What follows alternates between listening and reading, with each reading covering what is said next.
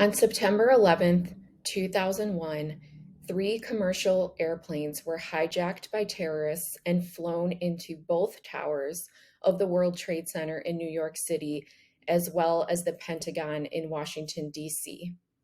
A fourth plane that some say was destined for the Capitol and also hijacked crash landed in Shanksville, Pennsylvania. Close to 3,000 people were killed that day, and many more have died in the time since due to health complications from rescue and cleanup efforts at what came to be known as Ground Zero. My name is Elise Leibovich, and I am currently the librarian at Bartlett High School. However, on September 11th, I had just moved to New York City from Hoffman Estates, Illinois, to start my freshman year at New York University.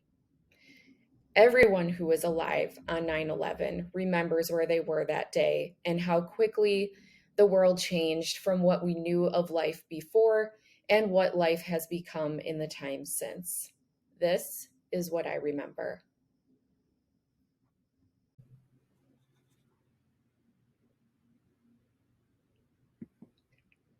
When my parents first found out I wanted to attend New York University and that it was the only college of which I planned to apply, they were less than thrilled. My dad described a segment he saw on 2020 about a girl who was walking down a street in New York City when a man walking towards her smashed a brick into her face for no apparent reason. Extended relatives of mine shared their unsolicited advice and stories about witnessing muggings in Times Square. From the first time I set foot in the Big Apple on a family vacation 2 years prior in 1999, I was hooked. Central Park and Greenwich Village ignited the wanderlust. The pizza slices were enormous, and the grid of skyscrapers felt like an exhilarating challenge. As far as I was concerned, New York City that never sleeps and I were insomniac soulmates. And although I listened politely to other people's concerns, nothing anyone could say was going to change my mind or keep us apart. On August 24th, 2001, my dad and I started driving to New York in a packed minivan, and on August 26th, I arrived at Samuel Rubin Residence Hall to begin my freshman year at NYU. 2 days later, I waved goodbye to my family as they made the trek back to Hoffman Estates, Illinois. For the next week and a half, I explored the city, got lost a few times and enjoyed it, and eagerly awaited the beginning of my first batch of college courses. On Wednesday, September 5th, my freshman classes began, and I spent that first classless Friday, September 7th, exploring Central Park with new friends. On our walk back to the dorm, we waved at firemen lounging outside the firehouse, joking about sliding down their emergency pole. On Monday, September 10th, I jumped over leftover rain puddles, laughing when the sky ignited the Empire State Building. What would happen if lightning struck a skyscraper? I asked my friend. At 8:46 p.m. that same evening, I replied to an email from my favorite high school teacher who had written that it sounded like I was in love, if not with a person, then at least with my surroundings. I wrote that yes, I was in love with my new home, explaining how beautiful and refreshing it felt to walk outside and be surrounded by unique architecture and people from all walks of life, appreciated and notable differences coming from what I refer to as the suburban bubble. Exactly 12 hours later, American Airlines Flight 11 crashed into the North Tower of the World Trade Center. I woke up before my alarm that day at 8:10 a.m. 10 minutes later, Sheryl Crow startled me by singing Run, Baby, Run, which was 8:20, my blaring CD alarm clock. My to-do list for the day, which was written on a yellow post-it stuck to the side of my Dell desktop computer, read dance class, buy textbooks, buy black and white film and photo paper, buy Bob Dylan's new CD, pick up 3 rolls of Central Park pictures, class 4:55 to 6:10 p.m., call the health center about getting the meningitis shot, buy Billy Collins's new book of poetry, talk to John on the computer, return videos. Around 8:40 a.m., Brianna, my roommate from Los Angeles, asked if I wanted to join her for breakfast in the dining hall downstairs. I said no, that if I ate before dance class, my scrambled eggs and chocolate milk would be on the floor after one pirouette. A few minutes after she left, I heard incessant emergency sirens outside and thought to myself, we're not in high school anymore, idiots. Stop pulling the fire alarms. My focus quickly shifted to deciding which leotard I should wear and whether I would wear my ballet shoes outside just for kicks. Suddenly, Brianna burst back into the room, yelling, "Oh my God, you have to come outside. A plane just crashed into the World Trade Center, and you can see it all from the front of our dorm." I momentarily stared at her in disbelief, then instinctively grabbed my OM10 Olympus camera, twisted its telephoto lens into place, and loaded a 24 exposure roll of film. I ran to the elevator, still wearing my pajamas, rode it down the 8 flights, and having no idea what to expect, stepped out onto Fifth Avenue.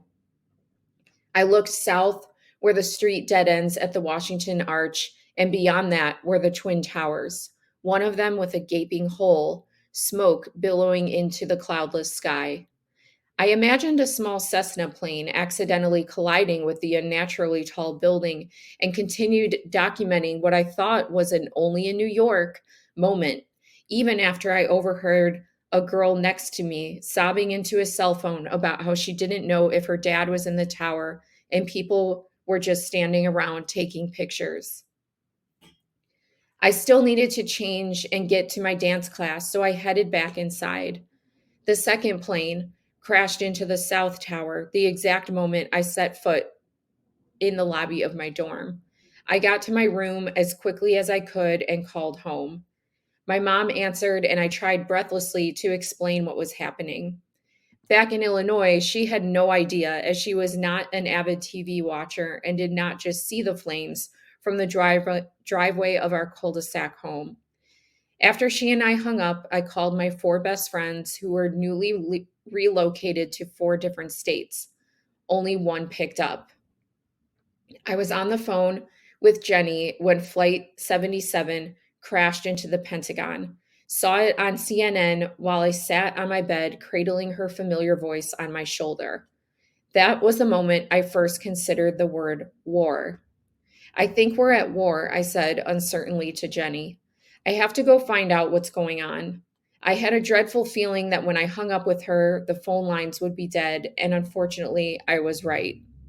In my mind, one plane implied a tragic mistake. Two planes implied determination. A third plane striking our nation's capital, that implied war. Then the unthinkable happened. The South Tower, the second struck, collapsed. I ran back downstairs and took photos of the one building still standing, its twin reduced to a tumbling tower of ash. About a half hour after being back in my room again, the TV said the second tower was falling. I sprinted down the hall to a girl's room that faced Fifth Avenue, stood on her desk, and stuck myself out the window to photograph the end of the collapse and capture aerial views of the spectators crowding the street 8 stories below.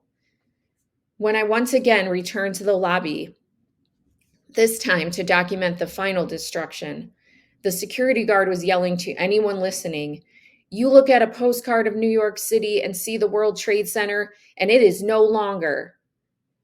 I sat at my computer for the next 6 hours, attempting to answer the blinking rows of instant messages running 3 deep across the length of my computer screen. Every once in a while, I glanced out the window, which overlooked a courtyard, marveling at the fact that had that been my only view all day, I may have been able to savor one last day of normalcy. When I felt like I couldn't stay cooped up any longer, I decided to go for a walk in an attempt to check an errand off my original to-do list. On my way to Hollywood Video, I kept my eyes and ears open and my camera in hand. Each small group of people I passed was either talking about blood types or about family members out of state. The only sound breaking the eerie silence was the methodical, solemn chiming of the church clock. On my walk back, I crossed paths with a long line of people, most of them with gas masks hanging around their necks. Involuntarily, I shivered in the warm September evening. When I returned to my new home, Brianna and her friends were watching American Beauty. Kevin Spacey's voice filled the cramped room. "It's hard to stay mad when there's so much beauty in the world," he said. I had a difficult time falling asleep that night, but eventually, curled in a fetal position, holding my stuffed animal dog, I closed my eyes and for 4 hours dreamt about nothing. Thank you all very much for listening. As a librarian, I couldn't leave you without recommending some further reading. So, if you would like to learn more, be sure to check out any of the books pictured here.